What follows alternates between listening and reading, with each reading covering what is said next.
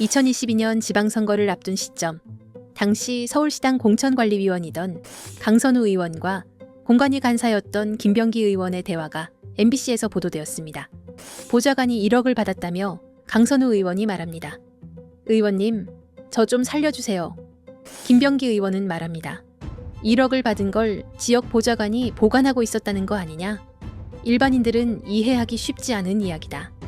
돈을 건넨 인물로 언급된 이는 당시 서울시의원 출마를 준비하던 김경 후보입니다. 김병기 의원은 사안의 중대성을 분명히 인식하고 있었습니다. 법적인 책임뿐만 아니라 공관위 전체의 신뢰와 당의 문제, 어마어마한 문제가 걸린다. 그럼에도 다음 날 벌어진 일은 전혀 다른 방향이었습니다. 2022년 4월 22일, 민주당은 김경을 시의원 후보로 단수공천합니다. 그리고 이제 김병기 의원은 원내대표직에서 물러났습니다. 국민께 고개 숙여 사죄드린다. 시시비비를 가린 뒤 더 큰 책임을 감당하겠다. 사퇴 이유는 이단, 특혜, 갑질, 비위, 의혹. 그러나 이 사퇴 선언으로 모든 의혹이 끝났다고 말할 수 있을까요? 공천을 둘러싼 금품 전달 정황을 당 지도부는 당시 왜 바로 차단하지 않았는가? 왜 문제를 인지하고도 단수공천이 이뤄졌는가? 그리고 그 책임의 중심에 있었던 인물이 이제 와서 더 큰 책임을 감당하겠다고 말하는 건 무엇을 의미하는가? 김병기 전 원내대표의 사퇴는 마침표가 아니라 물음표에 가깝습니다. 국민 여러분께 먼저 깊이 고개 숙여 사죄드립니다.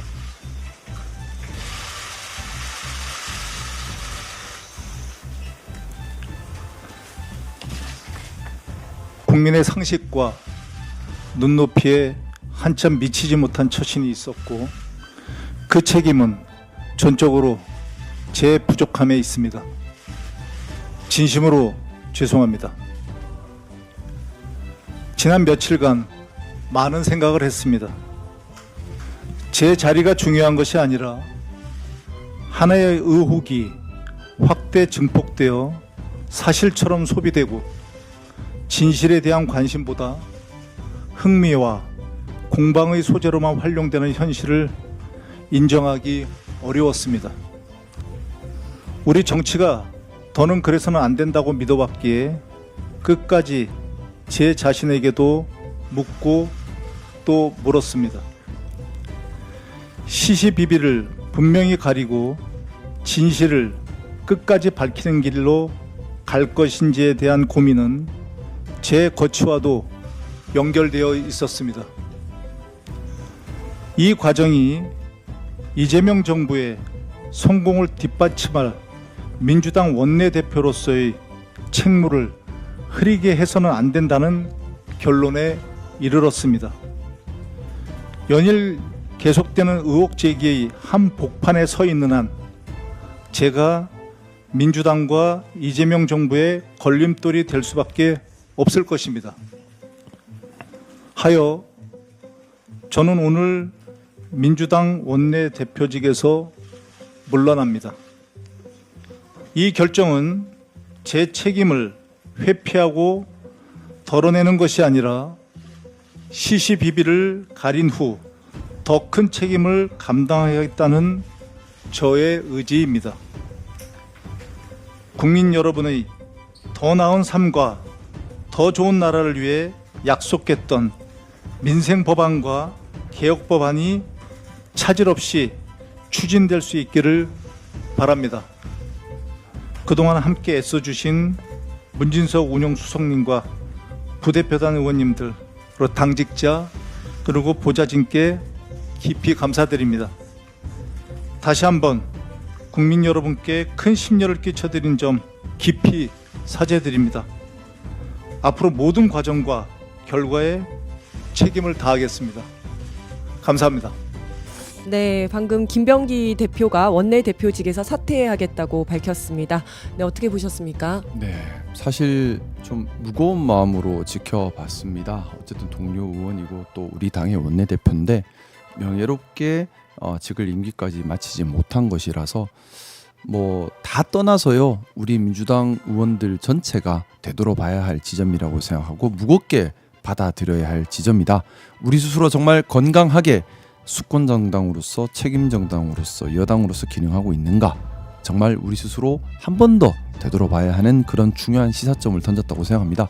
그리고 사실 좀 사퇴를 하지 않으면 더 큰 혼란이 오지 않을까라는 우려가 있었는데 또 사퇴 용단을 내려주신 점에 대해서는 감사한 마음이고요. 그리고 제가 저한테 많은 분들이 물으셨습니다. 김병기 원내대표 사퇴에 대해서 어떻게 생각하느냐. 그때마다 저는 그 말씀을 드렸습니다. 민주당의 자정 기능을 믿습니다. 민주당이 당원이 중심이 되어서 또 건강한 의원들의 내부 의견 조율을 통해서 잘못을 바로잡아갈 수 있는 자정 기능이 있다고 믿습니다. 그 자정 기능이 제대로 작동하도록 저부터 더 열심히 노력하겠습니다. 말씀을 드렸었는데 오늘 김병기 원내대표가 사퇴하는 것은 민주당의 자정 기능이 작동하는 것이다. 저는 그렇게 생각하고요. 말씀드렸던 것처럼 우리 사람 몸도 조직도 또 어떤 성인군자라도 잘못은 생길 수밖에 없습니다. 우리 사람 몸도 계속 병균이 들어오잖아요. 네. 계속 아파요. 하지만 건강을 유지하는 것은 자정 기능, 면역 기능이 있기 때문입니다. 우리 조직도 마찬가지입니다. 우리 민주당이 건강하려면 오류가 없기를 바라서는 안 돼요. 오류는 있을 수밖에 없습니다. 네. 잘못은 생길 수밖에 없고 오류는 있을 수밖에 없고 또 국민을 위한 정치가 아니라 자기를 위한 자기 정치하는 사람도 늘 나타날 수밖에 없어요. 네. 그런데 그걸 어떻게 자정 기능을 가지고 건강함을 유지해 가느냐가 더 중요한 겁니다. 제일 중요한 건 자정 기능이 살아있는 조직. 저는 이번 일을 통해서 우리 민주당이 자정 기능이 살아있는 건강한 조직을 만들고 그 조직 문화를 지켜가는 것에 대해서 함께 눈뜨고 그 중심에 당원들이 있다는 것을 한 번 더 효능감 있게 각인하는 그런 기회가 되었으면 좋겠습니다. 그래서 정말 뭐 좀 그 생각도 합니다.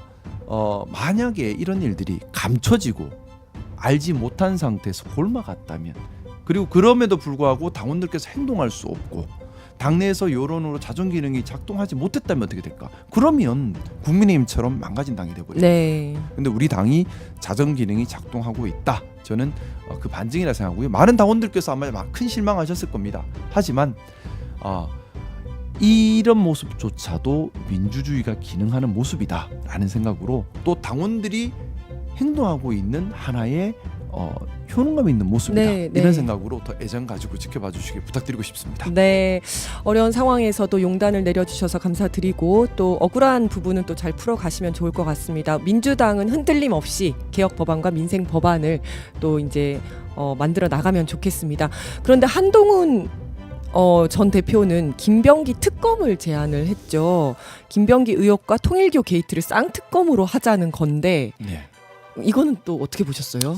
우리가 너무 특검 만능주의에 빠져 있어요. 네. 특검은 필요할 때 하는 겁니다. 네. 왜냐하면 특검이란 것이 너무 남발되면 국가의 정상적인 사법 기능, 수사 기능은 모여 있게 그렇죠. 돼요. 마비되는 거예요. 네, 네. 기본적으로 특검이라고 하는 것은 권력자가 그 권력으로 수사를 방해하고 또 권력자가 그 권력으로 사건의 실체가 드러나는 것을 방해해서 네. 제대로 된 사법 기능이 작동할 수 없을 때 하는 거예요. 네. 그래서 최상면 특검 필요했죠. 왜 윤석열이가 그 권력으로 눌러버려서 수사가 그렇죠. 안 되니까. 네, 네. 김건희 특검 필요했죠. 왜? 그 권력으로 V 수사가 안 제로니까. 되게 네. 눌러버렸으니까. 네.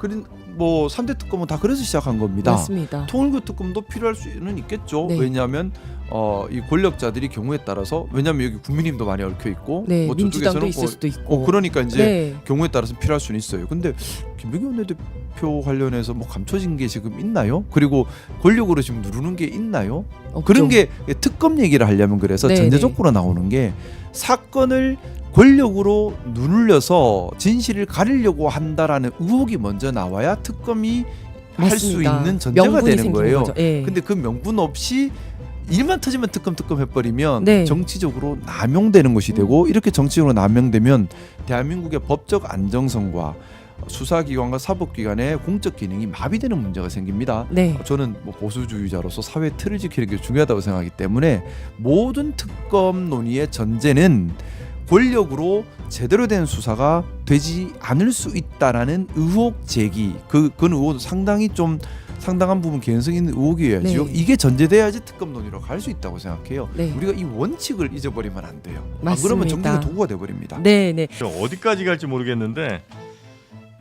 일단 뭐 원내대표직은 사퇴를 했고요. 그렇습니다. 긴급하게 오늘 아침에 아마 사퇴를 했는데 네, 관련 오늘, 뉴스들 하나 보죠. 오늘 오전 원내대책회의에서 원내대표직을 사퇴하겠다. 고개 숙여서 사죄를 드린다.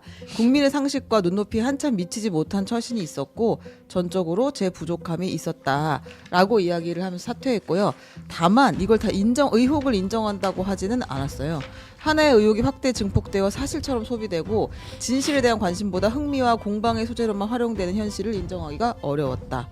그리고 이 과정에서 자기가 걸림돌이 될 수밖에 없었다는, 정권의 걸림돌이 될 수밖에 없었다는 건 알지만 이 진실을 끝까지 밝히겠다, CCBB는 밝히겠다라고 했는데요. 지금 김병기 원내대표 관련해서 나온 의혹이 10개 정도가 됩니다.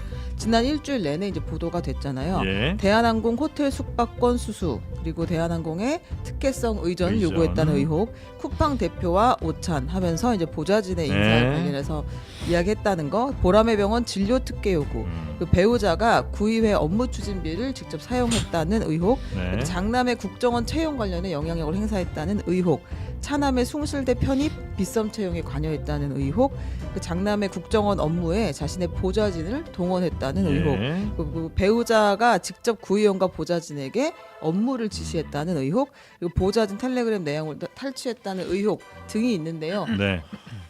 네, 이제 이것들을 아마 이제 일부는 수사가 들어갈 것으로 보여서 들어가야죠. 네, 그거에 대해서 본인은 밝혀내겠다, 뭐 네. 입장 비롯해서 대응하겠다고 했습니다. 네, 연루가 되지 않은 가족이 없는 것 같은 느낌이고요. 본인 포함 본인 가족들 관련된 여러 비리 의혹들이 있었는데 그것을 다 지금 뛰어넘을 덮을 만큼의 매우 또 큰 녹취 하나가 터졌습니다.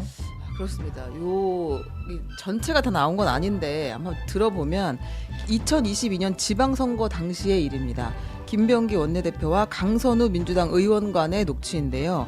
서울시 의원 공천 신청자에게서 강선우 의원의 보좌관이 1억 원을 받았다는 거예요. 네. 강선우 의원이 그걸 알고서 1억을 받았다는 걸 뒤늦게 알고 자기가 이제 김병기 당시 공관위 간사에게 찾아갑니다. 그래서 저 좀 살려주세요라고 이야기하거든요. 네. 김병기 공관위 간사, 강선우 당시 공관위원 간의 녹취인데 김병기 간사는 그 선을 긋는 모습이 보이기는 해요. 네. 이건 한번 녹취를 듣고 나서 다시 그러시죠. 얘기해보겠습니다. 어쨌건 그 1억 이렇게 뭐 그 돈을 갖다가 받은 걸 사무국장이 그렇게 보관하고 있었다는 거 아닙니까? 일반인들이 이해하기 쉽지 않은 얘기들이거든요. 형님이 정말 그냥 아무 생각이 없었던 거죠. 정말. 우리가 공관위원이기 때문에 이거는 어떡하다가 그러셨어요. 이게 이 돈에 대한 얘기를 들은 이상은 제가 도와드려서도 안 되지만 정말 일 커집니다. 그 법적인 책임뿐만이 아니고 우리가 지금 어쩌자고 저한테 그걸 상의하셔가지고 저도 잘해주세요.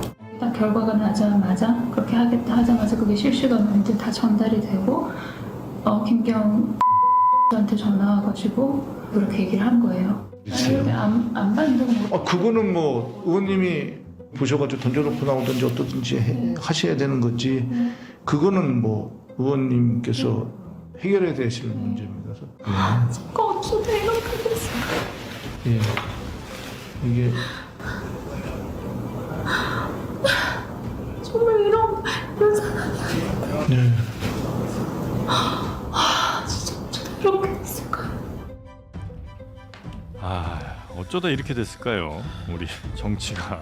아니, 결과만 말씀드리면 네. 이 돈을 건넨 사람이 강선우 의원 측에 돈 건넨 건 김경 서울시의원이고 원래는 이제 컷오프 이야기가 있다가 결과적으로 이 녹취가 있던 다음 날 단수 공천이 됐습니다. 그리고 당선이 됐어요. 네. 일단 진짜 궁금한 게 너무너무 많은데 하나하나 좀 보면 일단 강선우 의원은 왜 이렇게 찾아가서 살려달라고 뭐에 대한 살려달라는 얘기입니까? 이해가 좀 잘 안 됩니다. 그러니까 만약에 돈을 보좌관이 받았으면 크게 혼내고 다시 돌려주라고 하면 끝 아니에요? 그렇죠. 그러니까 원래대로 하자면 예. 그 자기가 개입되지 않았으면 자기 모르게 보좌관이 돈을 받았다 그러면 당신 이게 뭐 하는 짓이냐 그러면서 보좌관을 크게 꾸짖거나 해임하고 네. 그다음에 당신 이런 짓을 함부로 해 내 보좌관 통해서 라고 하면서 돈 돌려주고 그 사람 공천 잘라버리면 되는 거예요. 당연히 그렇죠. 말도 안 되는 짓을 했다 이렇게 하면 되는 거예요. 예. 김병기 원내대표도 마찬가지예요. 네. 그때 당시에 공관이 부총장인가 그랬잖아요. 그러면 이분도 이런 얘기를 들으면 뭐 우리 의원한테 돈 1억을 주고서 공천을 매수를 받으려고 하려고 했다고? 그래? 예. 그러면 이 사람이 단수 공천이 됐다 하더라도 안 됩니다. 이런 사람 큰일 납니다. 라고 해서 잘랐어야 되는 거예요.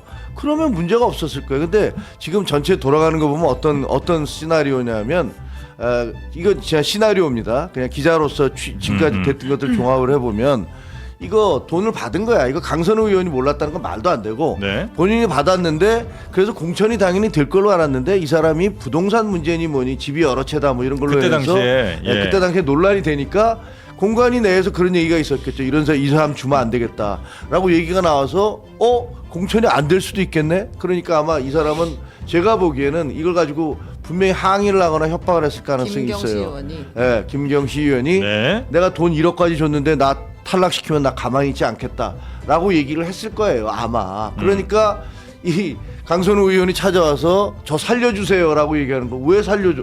아니 이렇게 얘기할 게 뭐 있어요? 자기가 떳떳하면 그렇죠. 너 왜 돈을 우리 보좌관한테 돈을 줬어?라고 그냥 얘기하면서 예, 잘라버리면 예, 예. 되는 거예요. 근데 자기가 살려달라고 얘기한 건 자기도 그 사실을 알고 있었고 사실상 자기가 받은 것이고 근데 이걸 폭로한다 그러니까 자기가 죽게 생겼으니까 살려달라고 읍소를 한 거고 그래서 공천을 하게 해달라고 얘기를 한 거죠. 근데 결과는 공천이 됐어요. 됐어요. 그리고 더 이상한 건 이게 녹음이 됐다는 사실이에요.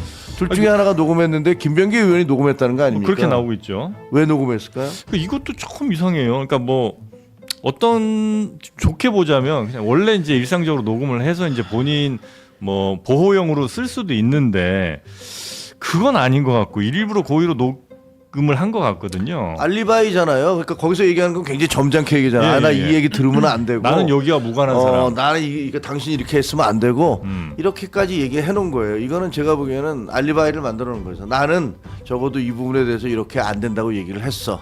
라는 것들을 만들어 놓기 위해 나쁘게 해석하면 그래요. 네. 그렇지 않으면 의원과 의원 간에 얘기하는 것들을 거기다 녹음을 그것도 몰래 했을 거 아닙니까? 그러니까 그 녹음에 대해서도 또 어떤 시각에서는 그런 분들도 있습니다. 그러니까 김병기 의원이 지금 이제 이런 상황 됐는데도 다른 의원들이 당내에서도 뭐라고 못 하잖아요. 안 하거나 못 하거나 하잖아요.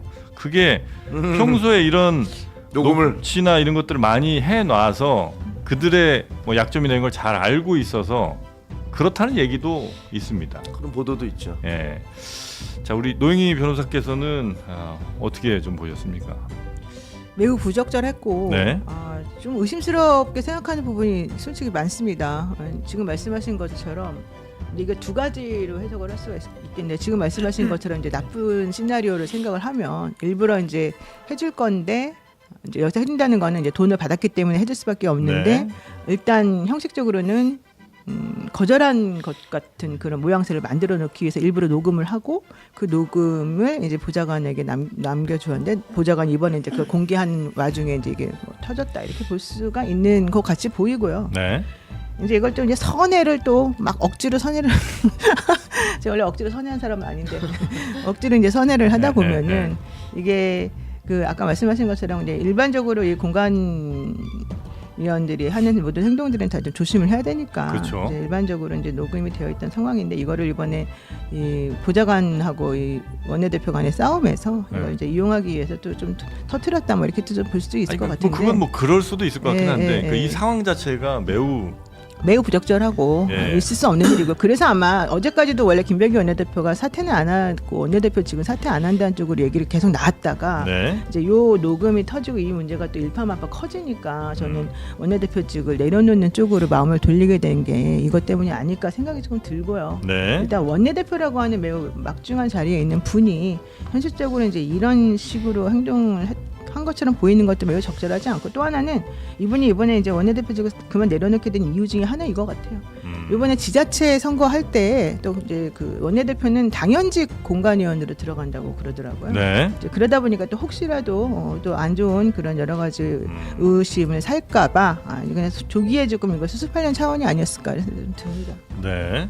뭐 강선우 의원이나 김경 서울시 의원 둘 다 뭐 돈 받은 자신은 없다고 주고받은 거 네. 없다고 그러던데. 네, 아유 정확하게 입장을 전달하면 예. 강선우 의원은 공천을 약속하고 돈 받은 사실이 없다.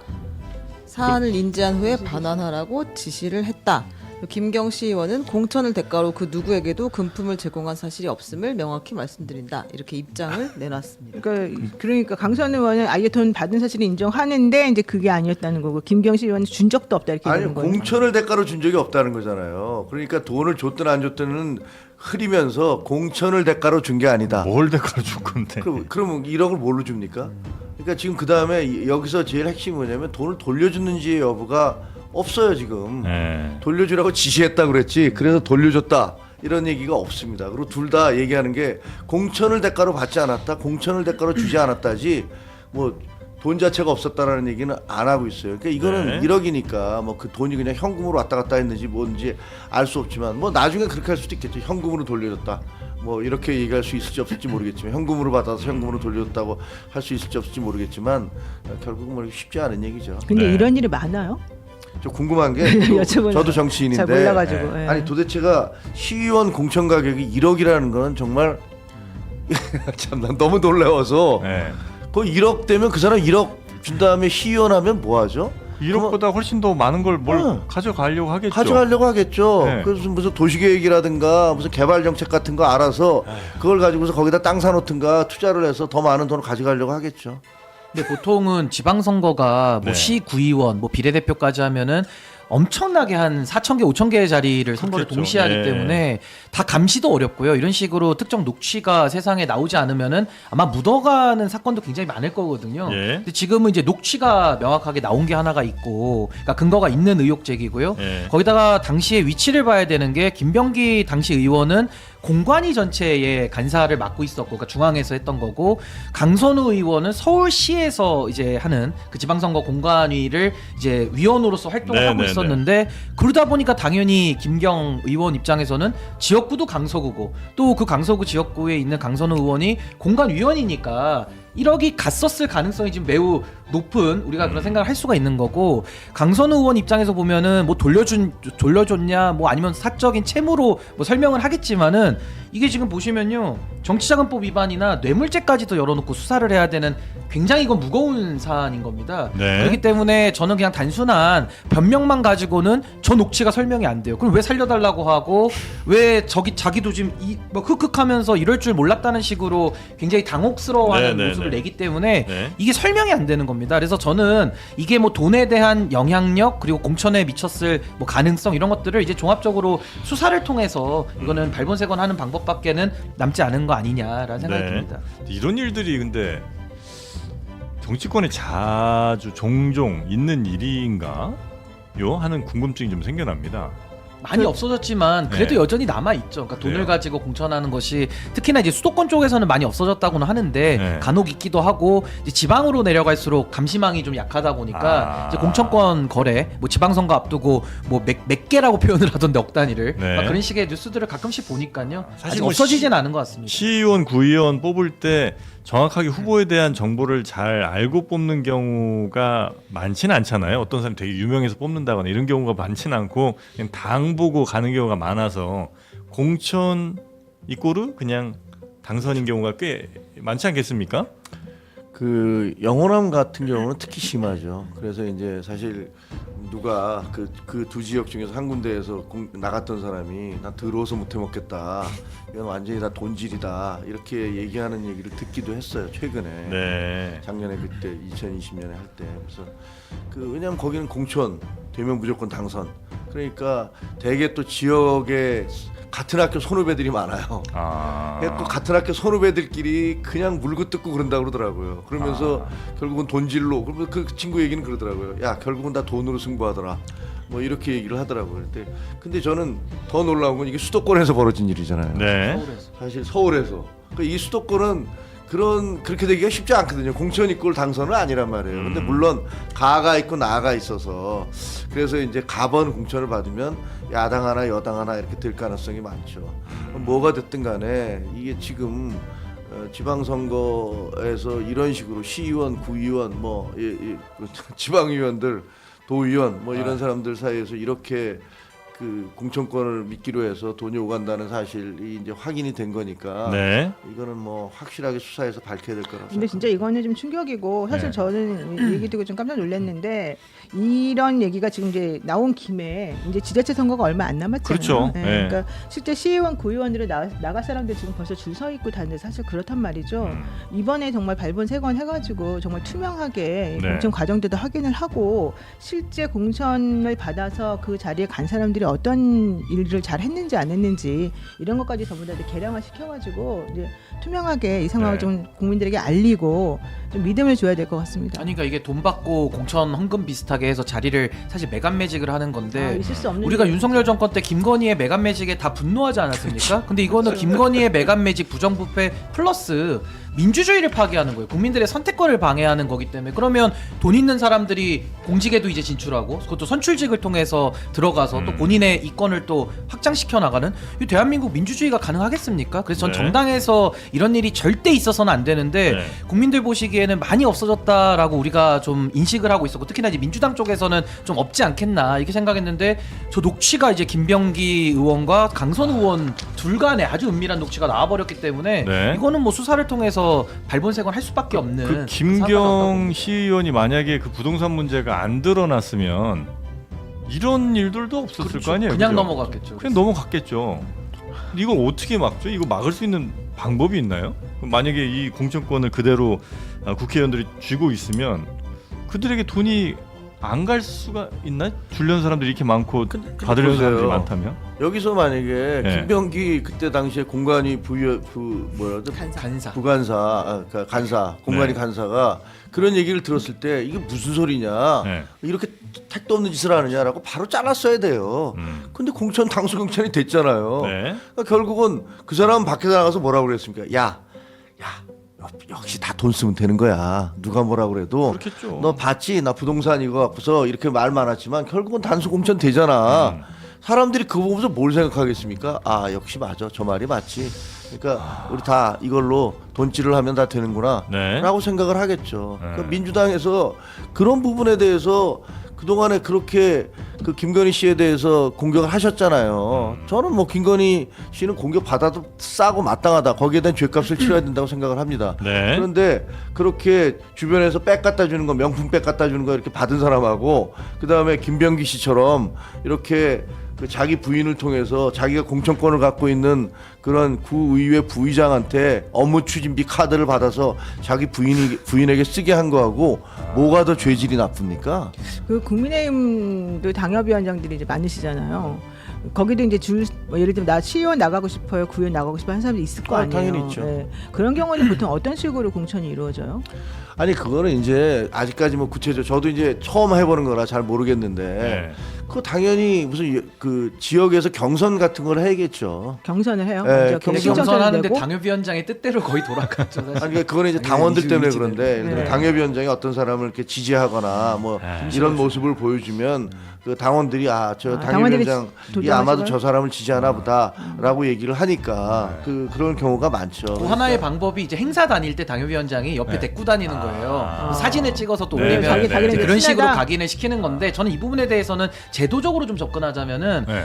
정당에서는 기초 검증만 하고요. 그러니까 컷오프만 하고 네. 나머지는 다 투명하게 경쟁시키는 쪽으로 가야 어떻게 아니 이제 예를 그게 들면 뭐냐고. 그 시구의원들에 대해서는 지금은 공천이라는 게 여론조사 내지는 당에서 하는 당원 투표로만 그냥 끝내버리기 때문에 네. 그 당협위원장 입김이 많이 작동하는 건데 네. 이제 정당에서 체계를 좀 정교하게 만들어야 되는 거죠. 그래서 기초적인 정말 뭐 전과가 있다거나 아예 그 경선에 뛸 수 없는 사람은 배제를 시키고 네. 나머지 사람들에 대해서는 지금은 기득권을 갖고 있는 당협위원장이나 정치 오래 하신 분들이 상대적으로 유리한 고지에서 하는 거기 때문에 경선이 사실상 의미가 없어요. 그러니까 네. 이런 것들을 투명화시키고 조금 더 많은 사람들이 공정하게 경쟁할 수 있는 틀을 더 만드는 것이 전 유일한 해법 아니냐. 근데 이게 저도 해보면요 공천권 완벽한 그러니까 해법은 말은 없어요. 멋있는데 완벽한 해법은 없고 예를 들면 그 지역에서 그 경선을 하거나 그러잖아요. 그럼 지역 유지가 돼요. 지역에서 그 자기가 사업하거나 예를 들면 무슨 뭐 여러 가지 하는 거 있잖아요. 뭐 그 요양원 하거나 뭐 아니면 저 건설회사 하거나 그다음에 뭐 저 어린이집 하거나 이런 분들이 아무래도 시간도 좀 남고 여러 사람과 접촉할 수 있는 채널이 있으니까 네. 그렇게 되면 그런 분들이 될 수가 있어요. 그래서 사실은 정답은 없어. 그러니까 예를 들면 어떤 사람을 우리가 전략공천도 마찬가지잖아요. 네. 아, 저 사람이 참 괜찮은 사람인데 저 사람은 별로 이렇게 사람들한테 알려지지 않아서 인지도가 중요하다. 인지도가 낮고 이 사람 보니까 여러 가지 문제가 있고 비리를 저질 가능성도 높은데 인지도는 높고 이래서 둘을 붙여놓으면 이 사람이 이기잖아요. 그러니까 어떤 것도 정답은 없기 때문에 사실은 굉장히 정무적 판단을 해야 돼요. 근데 한 가지 원칙은 비리가 발견되면 그냥 날려야 돼요. 그거는. 네, 그걸 날려야 아 이거 잘못되면은 저렇게 밑에서부터 네. 잘못되면 내가 날아간다라는 생각을 해야지 거기에 대해서 고민을 하고 그다음에 제대로 된 사람 뽑으려는 노력을 조금이라도 네, 하겠죠. 네, 근데 참고로 김경시 의원은 지금은 무소속이에요. 그때 네. 뭐 종교단체에 동원했다는 아, 혐의로 네, 네, 네. 탈당을 한 밀어주려고, 사람이어서 네, 지금은 근데 또 무소속입니다. 시의원 중에 거의 제일 유명한 사람인 유명한 것 같아요. 사람이죠. 네, 네. 김경시 그러니까 이제 의원. 당비를 내주면서까지 이제 당원 모집을 하고 강서구에 있는 당원들을 영등포구로 옮기려고 했다고 해서 네. 이미 우리가 한번 본 사람이에요. 이 그렇죠. 사람은. 다룬 네. 적이 있죠. 뒤늦게 나온 것이고 그 강선호 의원도 이러고 나서 다시 또 이제 장관을 하려고 했다는 게 여가부 저는 장관. 굉장히 놀라운 포인트인 것 같아요. 자 그리고 좀 아까 뭐 그 구의원들 뭐 무슨 카드 같은 것도 업추비? 이게 네. 쓰는 경우들이 있다고 하는데 실제 김병기 원내대표 얘기기도 하죠. 네, 김병기 원내대표가 이제 자신의 배우자가 구의회 업무 추진비를 사용했다는 사실을 알고 있었다는 정황이 나왔습니다. 이걸 알고 있었고 드러나지 않게 좀 은폐를 해야 한다라고 이제 보좌진들에게 지시하는 그런 녹취가 또 자신의 나오는데요. 배우자가 그 카드 잘못 쓴 거 알고 있는데 네, 그거 알면서도 그거를 덮으려고 한 의혹이요. 그렇습니다. 네, 한번 그러니까 그 들어보. 부의장이 아마 먼저 얘기를 하고 다녔나 봐요. 밥 좀 사라 그랬더니 나 카드 없어. 김병기 산모가 들고 다녀. 이제 이렇게 얘기를 하면서 네. 이 드러나기 시작하니까 아 이거 알려지면 안 되니까 잘 아. 정리 좀 하자라고 네. 김병기 원내대표 지시하는 녹취입니다. 네. 들어보겠습니다.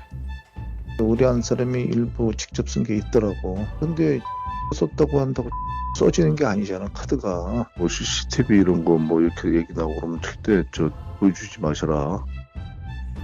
아 그러니까 식당 같은 데서 CCTV 나중에 혹시라도 보게 되면 당연히 아내가 본인이 그- 아니라 그- 자기 아내가 그러니까. 긁은 게 나올 테니까 그 CCTV 못 보여주게 하라고요 식당들한테. 그런 취지로 이제 좀 단속을 해라라고 한 것 같습니다. 무슨 식당 사장님한테 그런 것도 얘기할 수 있어요? 말이 안 되죠. 뭐 이거 이제 증거 인멸을 하려고 했던 그런 명백한 아. 그 증거잖아요. 네. 증거를 인멸하려는 증거. 그렇게 나왔기 때문에 이분은 사실은 원내대표를 그만두는 게 그걸 가지고서 논란이 되는 것조차도 진짜 이상하더라고요. 아니 일반 국민들은 초코파이 하나 그 저 먹었다고 그걸 가지고 항소하고 그러지 않았었습니까? 네. 근데 지금 여기서 이런 식의 조직적인 누가 봐도 조선시대의 그 탐관오리를 뺨치게 하는 어떻게 보면 저 기자할 때 흔히 썼던 그 표현 있잖아요. 비리 종합백화점. 층마다 비리야. 1층, 2층, 3층, 4층에서 한두 개가 연관되어 있는 게 아니잖아요.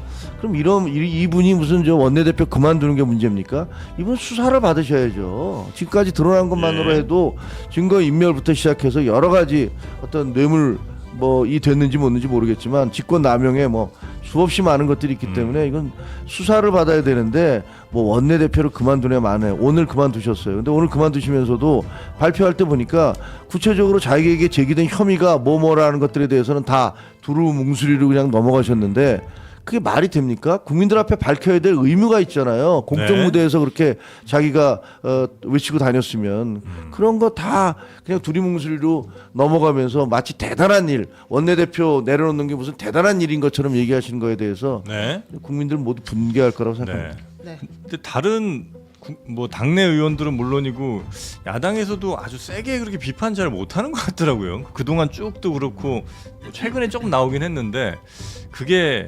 비슷한 죄들을 짓고 있어서 그런 건지 왜 그런지 잘 모르겠습니다. 아니 워낙 사이들이 좋아서 그런 건지.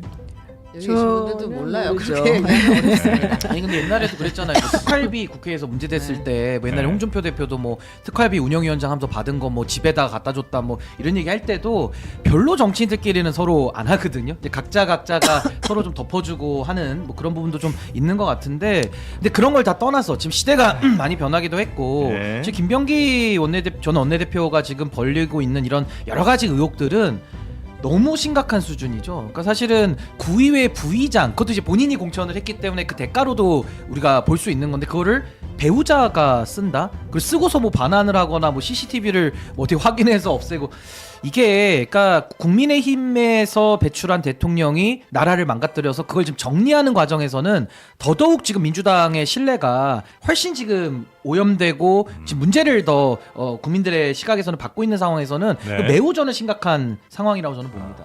원내대표에서 내려오면 뭐 어느 정도 책임을 진다고 볼 수 있습니까? 아니면 그보다 더한 액션이 좀 나와야 됩니까? 어떻게 보세요? 뭐 저는 지금 원내대표는 오늘 사의를 표했는데 지금 이제 이게 수사를 또 받아야 되잖아요. 그러니까 뭐 수사를 받는 사안에 대해서는 제가 가타부타 이야기하기는 좀 어렵고 그건 이제 방어를 받으셔야 되는 거니까. 네. 근데 지금 국민들이 보시기에는 이 원내대표 사임만 가지고 이게 될 사안이냐? 그럼 이제 또 국민의 대표로서 지역구 의원으로서 계속 활동을 하는 거거든요. 그러면은 그 구의회 구의장과의 부의장과의 계속 관계도 여전히 또 남아 있는 것이고, 그러니까 이런 것들을 고려할 때는 또 지방선거 때 공천 이런 것들도 고려한다면은 이제 의원직 사퇴하라는 그런 여론이 좀 더 높아지지 않을까, 저는 생각이 듭니다. 근데 의원직 사퇴가 현실적으로는 가능한 방법이 지금 있나요? 뭐 사퇴하면 사퇴하는 거죠. 국회에서 의결만 하면 되니까. 그러니까 그 국회에서 이제 의결을 해야 될 건데, 지금 본인 입장으로는 뭐 물론 이제 일부 뭐 네. 좀 그런 것도 있지만 확인해서 자기 억울한 부분도 있다라고 하는 얘기니까 아마 이제 확인은 좀 뭐 끝까지 나와봐야 되겠죠. 아니면 보통 이제 탈당 정도까지는 하죠. 아, 무소속 그치, 의원으로 탈당 남더라도 정도까지는 네, 네, 책임을 네. 지고 돌아오는 경우가 많이 있죠. 알겠습니다.